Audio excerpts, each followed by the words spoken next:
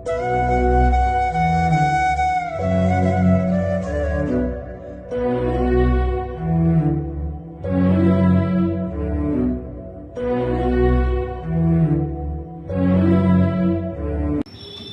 Videos కొంతకాలం పెడతారు అందరూ. దాని తర్వాత ఇంకొక అమ్మాయి పరిస్థితి కూడా ఇలానే వస్తుంది. దాని తర్వాత ఏం చేస్తారు?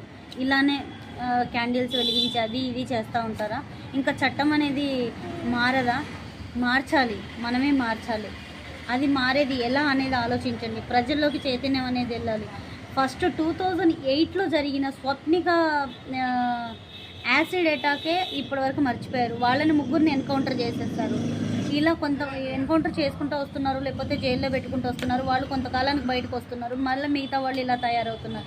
ఇంకా ఎంతమంది ఇలా తయారవుతారు? దీనికంటూ ఓ పరిష్కారం మనం చూసుకోవాలి కదా. ఎలా చూసుకోవాలి ఏంటి అనేది మన ప్రజల మీదకే వదిలిపెట్టాలి ఈ చట్టం.